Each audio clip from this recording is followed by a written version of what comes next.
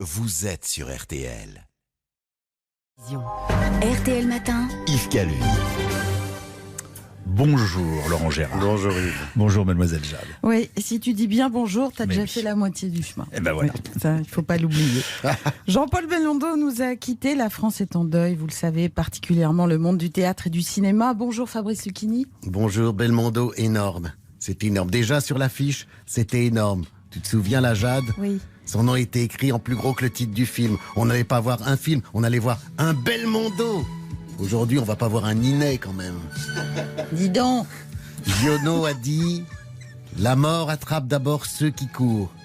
Bah tu vois, tout grand écrivain qu'il était, le Giono, il s'est planté. Belmondo, celui qui ne tenait jamais en place, il l'a semé la mort, il l'a trompé, suspendu un hélicoptère au-dessus de Venise dans le Guignolo, ou en équilibre sur une poutrelle dans l'Homme de Rio. Elle a jamais réussi à le prendre, la mort. Non, elle a attendu, comme la garce qu'elle est, qui s'arrête. Alors tu vois, ce matin, comme dans la scène finale de À bout de souffle, quand Belmondo, touché dans le dos, s'effondre rue Campagne Première, j'ai envie de te dire comme lui, la mort, c'est vraiment dégueulasse. Alain Delon a tourné 8 films avec Jean-Paul Belmondo. Bonjour Monsieur Delon. Bonjour. Oui, bonjour. Bonjour madame. C'est vrai que Jean-Paul Belmondo a eu 8 fois le privilège de tourner avec Alain Delon. Mais je dois dire que c'est un privilège partagé. Bon, la première fois, c'était en 58 dans Sois belle et tais-toi. En effet, une époque où on pouvait tourner des films qui s'appelaient Sois belle et tais-toi. Aujourd'hui, il faudra l'appeler Ne cède pas aux injonctions esthétiques du patriarcat et ouvre ta gueule. Je comprends que Jean-Paul soit parti. Il y a eu aussi Paris brûle-t-il en 66. Aujourd'hui, le film s'appellerait Paris roule-t-il. Et Borsalino s'appellerait Casquette à l'envers. Bon, si je résume, vous n'aimez pas trop votre époque. En effet, Alain Delon n'aimait déjà pas beaucoup 2021, mais 2021 sans Jean-Paul Belmondo, il trouve ça irrespirable. Bonjour.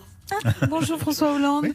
Vous voulez réagir à la mort de Jean-Paul Belmondo? Oui, car on m'a souvent comparé à Jean-Paul Belmondo. Ah bon? Ah, C'est nouveau ça. Et pas que pour le physique, aussi pour ses rôles et ses films. ah bon, mais attendez, je comprends pas. Le magnifique, le professionnel, l'as des as? Non, Non. On voit pas Guignolo. Il y a quelques mois, nous nous étions amusés à projeter notre Premier ministre Jean Castex dans la filmographie de Jean-Paul Belmondo, et ça donnait ça. Dans Itinéraire d'un enfant gâté de Claude Lelouch, Jean-Paul Belmondo donne un conseil à Richard Anconina, un conseil qui s'applique aussi parfaitement au Premier ministre Jean Castex. Dans 6 mois, tu vas devenir Premier ministre. Alors déjà, tu vas changer de costard, parce que les rayures avec les rayures, ça va pas du tout. Ah ça, je ne le savais pas. Je ne le savais pas. La première chose, c'est que tu vas apprendre à ne pas tout répéter 2 fois. Promis. Promis. Et tu vas apprendre à dire bonjour. C'est la chose la plus importante dans la vie. Si tu dis bien bonjour, t'as fait la moitié du chemin. Dis-moi bonjour. Bonjour. Non, t'as l'air de me dire au revoir. Dis-moi bonjour comme si j'étais un malade du Covid. Bonjour. Ah voilà, là, je sens que t'es prêt à faire des choses pour moi. Étant donné que tu vas être confronté à pas mal de choses que tu connais pas, tu vas faire semblant de les connaître. Le meilleur moyen de faire croire que tu connais tout, c'est de jamais avoir l'air étonné. Toi, t'as souvent l'air étonné. À faire un test.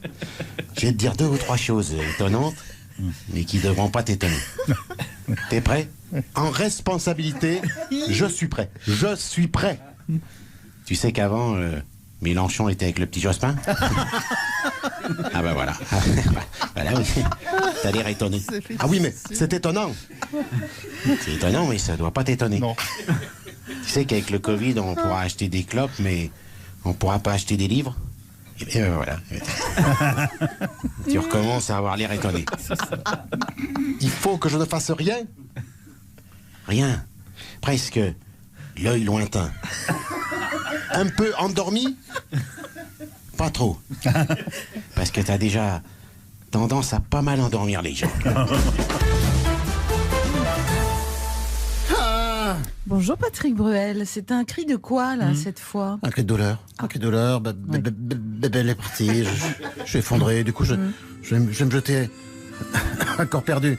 Je vais me jeter un corps perdu dans le travail. Il y a sûrement un biopic sur Jean-Paul qui est déjà en préparation. J'imagine que tu vois qui est le seul acteur qui peut jouer son rôle à Bébel. Eh ben non, justement, je vois pas. Qui peut être à la hauteur de Jean-Paul Belmondo? Enfin, quoi? Tu rajoutes de la souffrance à la douleur? C'est évident, c'est moi qui peux le faire, Bébel. De toute façon, je peux tout faire. Vous êtes sûr? Oui, mais oui, tu me colles un caleçon à poids, tu m'attaches à un hélico, je suis le guignolo, tu me fous un mocassin sur le toit des Galeries Lafayette, je te fais peur sur la ville, tu me crèves un œil, je peux même faire Minos dans Peur sur la ville, ça fera des économies, je peux tout faire. Tu me peins la tronche en bleu et je suis Pierrot le Fou. Fou peut-être, mais Pierrot, c'est moins sûr. Allez, au revoir Patrick. Oui, vous préférez écouter le vrai, c'est ça? Oui. Allez, j'avais moi-même de ces frayeurs étant enfant.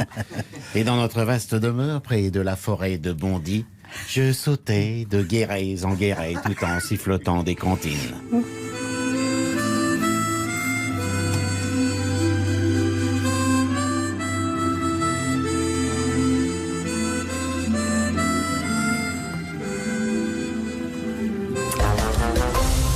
Jean-Paul Belmondo était le chef de file de ce qu'on a appelé la bande du conservatoire, une bande de copains qui ont appris leur métier ensemble, une génération dorée d'acteurs qui sont restés très amis tout au long de leur vie. Parmi eux, le regretté Jean-Pierre Mariel. Imaginons la réaction de ce dernier à l'annonce de la mort de Belmondo. Oh nom de Dieu de bordel de merde. Ça y est, il a passé l'arme à gauche. Ah, il a rendu son dossard, le dernier de la classe qui était en fait le premier. Ah, c'est pas trop tôt, je commençais à m'emmerder sévère ici. On va pouvoir enfin se marrer, on va faire les cons comme au beau vieux temps. Oh, il est magnifique, le magnifique. Tiens, quand il va arriver, je vais le peindre en bleu, en jaune, en vert. J'y passerai des jours, des mois, des années, s'il le faut. Ici, j'ai tout mon temps pour ça, je renais. Tiens, c'est bien simple.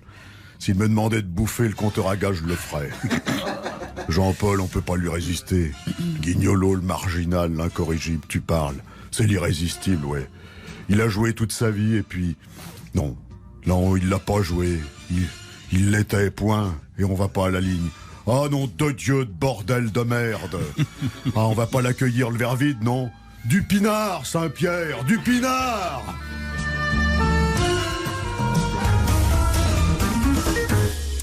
C'est avec Jean-Luc Godard que la carrière de Jean-Paul Belmondo a explosé. À bout de souffle, a non seulement été un grand succès, mais a révolutionné la façon de faire du cinéma grâce à Jean-Paul et son réalisateur, Jean-Luc Godard.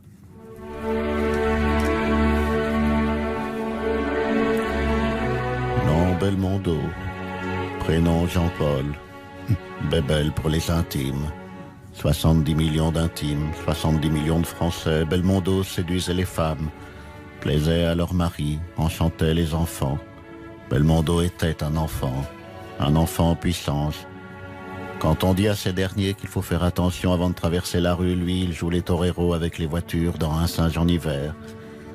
Quand les gosses se font engueuler lorsqu'ils grimpent dans les arbres, lui, il applaudit quand il court sur le toit du métro dans Peur sur la ville.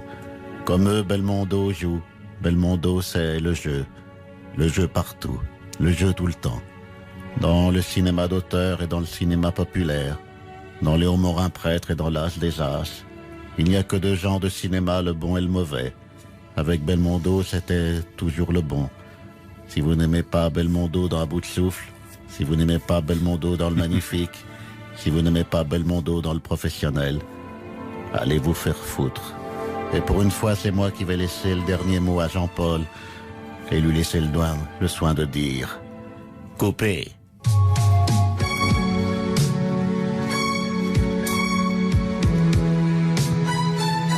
Après cette émotion qui est la nôtre, parce que vous les faites tous revivre, hein, c'est ce qui est toujours très perturbant et très émouvant, il faut que vous nous racontiez en quelques mots, s'il vous plaît, cette fin de dîner. Ça se passe à Lyon, si je ne m'abuse. Ça se passe à Lyon pendant le Festival Lumière. Voilà, vous avez forcé un tout petit peu sur le vin rouge avec vos camarades. On a forcé un petit peu, et même sur le Dijon, et on est à la table avec Jean-Paul, avec Jean-Pierre Mariel, oui, avec Claude Brasseur, avec Jean-François Stévenin. Il est tard déjà. Voilà. Il est tard dans l'après-midi. Oui. Ah, et, je vois. Oui. C'est un déjeuner. Ah oui, et là, je suis comme un gosse. Oui. Et là, Jean-Pierre Mariel dit, au bout d'un moment, oui, Oh, je vais montrer mon cul. Et Jean-Paul rajoute, Moi aussi.